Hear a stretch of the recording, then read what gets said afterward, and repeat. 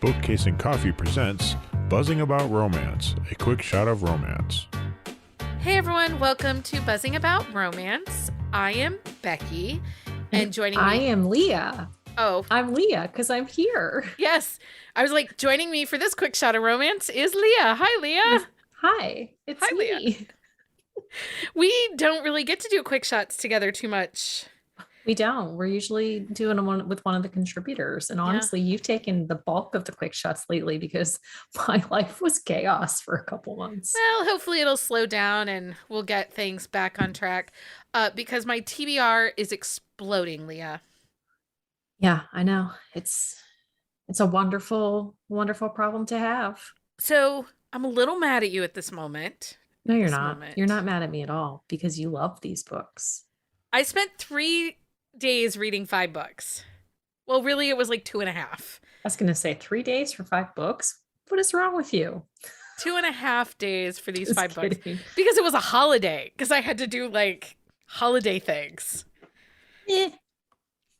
So on this episode of A Quick Shot of Romance, we are reviewing Taken by a Sinner by Michelle Hurd. This is a standalone Greek mafia romance. However, it is part of a series called the Sinner series. We'll get there. We'll tell you all about that in a second. Okay. So this is the synopsis from Goodreads. Drowning in the murky waters of the mafia, I'm determined to find a way out. I have my sights on becoming a film producer and won't let anything or anyone stand in my way. Then my mother marries a retired godfather and I get the head of the Greek mafia as a stepbrother. Nicholas, I don't know how to pronounce that at all. Stathoulopoulos. Stathoulopsis. Anyway, is set on ruining my well-laid plans. His ruthless reputation has me running for the safety of my apartment, but he's always there on campus in my apartment, expecting me to play by his rules. If only I can ignore his godlike features and stop my heart from doing cartwheels at the sight of him. Greek god, pretty much, but he's rude, demanding, and hell-bent on making my life a misery. Two can play this game, right? It is a standalone, a Greek mafia romance, full-length novel. Warning, it is 18 plus only. Please read responsibly. And this novel does contain triggering contents. And I think you can find the content warnings on Michelle Hurd's website because I don't think they're in the book. They are not in the book, but if you are reading this off of our suggestion, please feel free to DM Buzzing About Romance or Bookcase and Coffee or mugs.romance.read on Instagram, and we will happily share content and trigger warnings with you. Yes. Release date on this was March 28th of 2022. Mafia, forced marriage, age gap, taboo step-sibling, adversary to lovers. So I'm going with adversary on this one versus enemies because they are opponents in a contest, conflict, or dispute. Well, and they're more adversaries because they meet at the beginning of the book. And so like there's never really like that time to create this enemies like dynamic. Yeah. The series name is Sinners. This is book 1. It is a standalone. Put out percentage is 29%. Again, check out content warnings on this book. There's on-page violence, bully, and anxiety. So let's talk Nicholas and Teresa. Yeah, so Nicholas and Teresa. So Teresa's mom is marrying Nicholas's dad. Like they are getting married at the beginning of the book. Like they're just meeting. Like she has never met this family before. Like it's a totally new dynamic because her mom has never really been with anybody. And all of a sudden she's getting married to this retired godfather of the Greek mafia. Well, and I think the interesting piece we kind of have to talk about is even though Teresa is not ingrained into the Greek mafia, her family actually previously has been a part of it, an outlier per se. Yeah.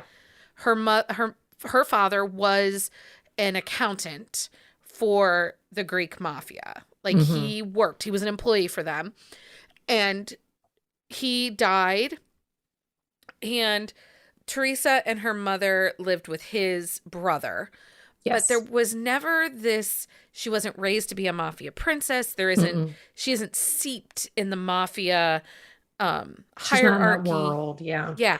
It's not a world she's ever lived in. She's really lived a fairly basic and normal life. However, because of her childhood and her mother choosing to live with her, with Teresa's uncle, her childhood was not pretty. Oh no. And when you find out like the things that she went through, like it's really heartbreaking. But when Nicholas finds out, he's gonna Burn the world. burn the world. And there's some violence because of it. There is, and honestly, I liked that about him because even though he is, boy, is he needling her. He is trying to push all her buttons. And initially, it's not with the intent because he's attracted to her. He just wants her to fall in line. Well, I honestly think there was this initial attraction that it made him mad that he even had it. So I think that there was some underlying element to it, but it mostly was he wants her to fall in line. He wants her to know like he is in charge. Like this is his world. She is just a visitor in it, basically. But one thing, when we go back to that piece where like she did not have a good childhood, I love the fact that he allowed her to take charge of that situation in the way that she did. Yes. But he doesn't. So it's interesting because that is one instance in the book where he does allow her some leniency to control her own destiny in that situation. However, it's one of the few. He is controlling. He is dominant. He is intense, and he is on a mission to change Tess's life. So, nicknamed Teresa, they call her Tess. She is like, he is willful, and she is willful, and he is like, no, you're not. No, you're going to fall in line, and it's intense. Well, and I like the fact that like she doesn't push to a point where it's harmful to her, but like she does. I guess she does, but there's a point where like he tells her like how things are going to be, like she's going to get this money, she has to dress a certain way, like she has to pay for certain things, and she's like, okay, I'll take this money, and then she donates like 70% of it to like causes that she believes in. And it's like, well, if you're going to give me this money, I'm going to give it to people who really deserve it, because she hasn't grown up in poverty. Like her family had money, like she's always been decently well off, so she's never wanted for anything. And she's like, I don't need all this extravagance. Right. She hasn't lived in the extravagance, the opulent lifestyle that is a lot of times associated to these mob romances. And she is strong-willed and defiant. Her mother did not rule with an iron fist. Now, yes, her childhood was terrible, but it wasn't at her mother's hand. It was at her mother's lack of knowledge, her mother's own inability to see what was in front of her face. Well, and I think, there was a conversation about that, like once the mom finds out, and how she says like she was kind of mired in her own grief. And so she was a little bit oblivious to things that was happening around him, because like her dad had died. And so like they went into this environment that they thought they were safe, and she wasn't. And so her mom felt really bad about it, like when she found out too, which I appreciated. There are so many sparks in this book between Tess and Nicholas. And it's because he's so possessive, and she is just feisty, and she is not, she makes him earn every inch. Every victory he gets is not easily won.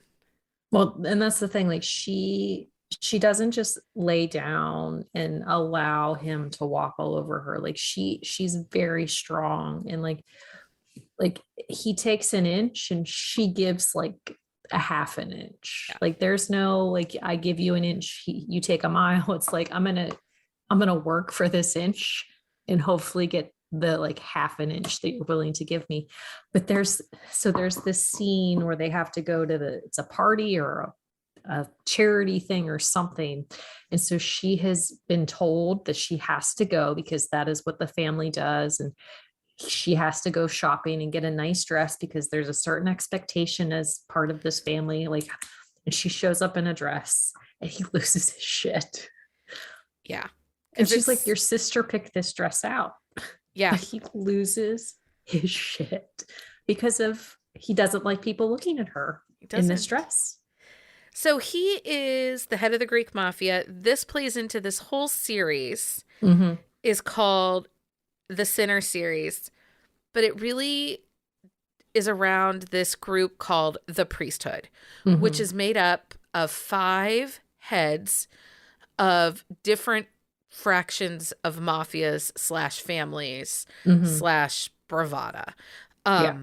And each book in this series is a story of each of the different heads of these families that are part of this, the priesthood council. So this Mm-hmm. is Nicholas's story, and he is the Greek. It's Liam is the book 2, and Irish. he's the Irish, and he's in the city of Chicago. Yeah. Uh, this book, Taken, takes place in Vancouver. Um, the third book takes place in Seattle, and it's the And Turkish mafia. it's Gabriel's book. Gabriel's book. And then book 4 is Luca, and it is Italian, and But they he are lives in in, Los Angeles. yeah. And then, but his book is kind of in conjunction with book 5, who is Victor's book. Mm-hmm. And he's the head of the Russian mafia. Yeah. And it's a very interesting take on mafia romance. It has all the tension and angst you want in a mafia romance, but it wasn't, there was tons of tension, but it wasn't overtly dark or violent. And one thing I really like about these series too is like you'll read some mafia series when the heads of the mafia, like they have like their mistresses, they have like they do whatever they want. But the all 5 of these heads, like it's not like they haven't had relations in the past, but like when you get into these books, like as soon as they see like their heroines, whether it is a short term or a long term gap from like when they first see them to when they get together, like they're devoted to these women, like, and they are fully all in, whether they are fighting it or not, like they are all in.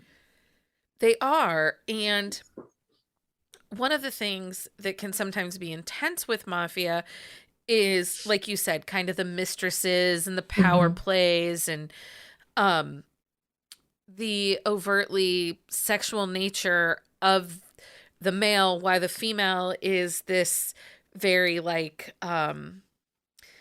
Sheltered, sheltered closeted, like, virgin, like, yeah. and that is not the case in these books. The heroes are definitely strong, dominant men, fiercely protective. And again, that unexpected protector.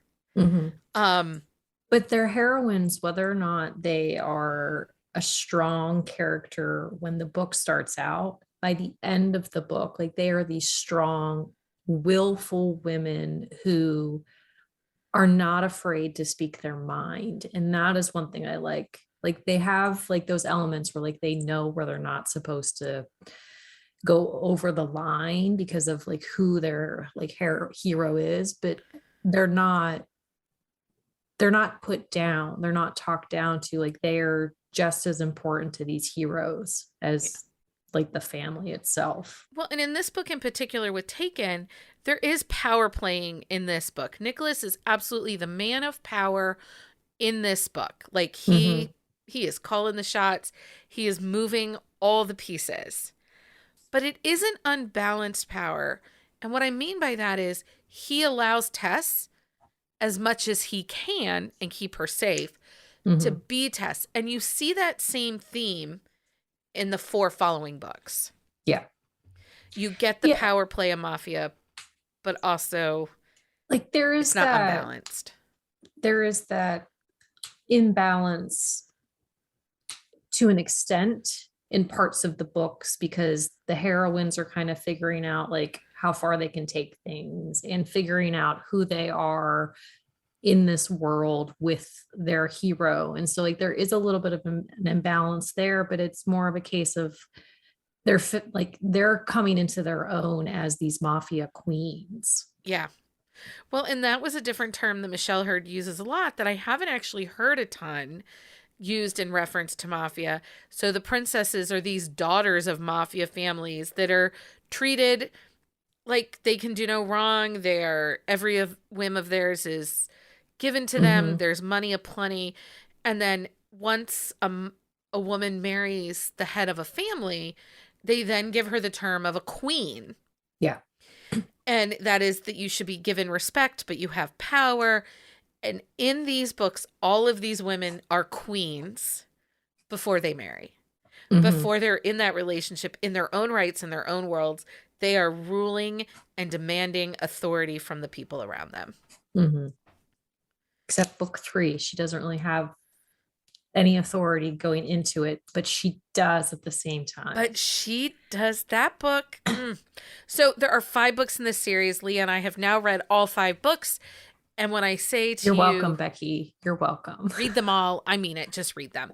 Now, I have some favorites. Taken is a great series starter. The last 40% of this book is a roller coaster. Mm-hmm. And there are a couple elements that Becky and I both agree we don't love the way they played out, but it works fine. It's okay. It's okay. I would have liked it to be a little bit different, but that's okay. It just wasn't. I wasn't like, ooh, that was great. It was a ride. It wasn't a bad ride. No, but it was a ride. So therefore, it like wasn't my favorite in this whole series. However, book 3 and book 2. I would say that my favorites are 3, 2, 1. No. Yeah. 3, 2, 1, 5, and then 4. Oh, see, mine are 3, 2, 4. No, 3, 2, 5, 1, 4. Yeah. And there's kidnapping. Yeah. There is kidnapping. There are hostages. And I will say, like, these stand alone really well on their own because I'm gonna say it. It's truth. I read these out of order. You're welcome. I did read book 1 first, but then I was really intrigued by book 5's story. So I read that one second but they do stand alone really well on their own because going from book 1 to book 5, like I didn't need book 2, 3, and 4. Like I could have just stopped there, but I had to go back and get those stories too. But like, there are things that happen in book 1 that like kind of it like introduces book 5. So that's why I really needed to go to that next because I needed to know what happened. I get it. I get it. And see, book 5 is very dynamic. And for me, it is a great series finisher. Mm-hmm. It was so well done. And I am now intrigued by Michelle Hurd. So if she's not an author that you've ever read before, you absolutely should be checking her out. And if you want the parents, so the parents of all these people, they're the previous series. So you can go back and read those. I haven't read those ones yet, but I thoroughly I don't think it's everybody in the series, just 4 and 5. I don't know. There's a few. Because I'm looking it up. Things happen in book 1, and then book 2, the father isn't such a good person. No. Oh no. And book 3, his father's dead. Okay, and so is his mom. So the uncles, the Damien and Dmitri Vetrov, which are Victor's family. That's book 5. They are book 1 and book 4 of the original series. Lucian, who is the dad of book 4, is book 2 in the series. And then Carson, who actually is the where they go stay, like that place that they go to. Yeah. He is book 3. And Alexei Kozlov is his brother, I think.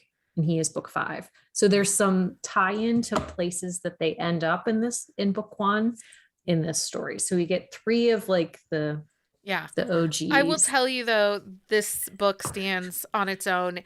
It feels like it kicks off its very own standalone book and a series. And I previously haven't had that happen. I previously have read some books where it was supposed to be a first in series. It was a spinoff and it didn't really work. And it's a second gen too. So like, but you like not reading the first gen, like it works phenomenal.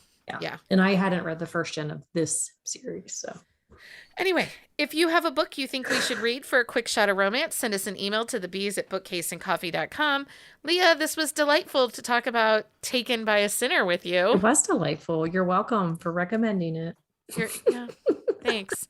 Because I had nothing to do for 2.5 days. So You didn't. You had no other books you needed to read. You needed to read these Mafia romances. I wrapped Christmas presents Christmas morning, and actually I didn't even wrap them. I made Mike do it, so because I needed to read. Well, priorities here, Right? Priorities. Until next time, everyone. Happy reading, everybody. Find us on Instagram at Buzzing About Romance or on Twitter at Buzzing Romance. If you like the podcast, please leave a review. If you'd like to support us directly, join the Bookcase and Coffee Patreon and receive exclusive content only available to Patreon members. Check out bookcaseandcoffee.com for our on-the-shelf show notes.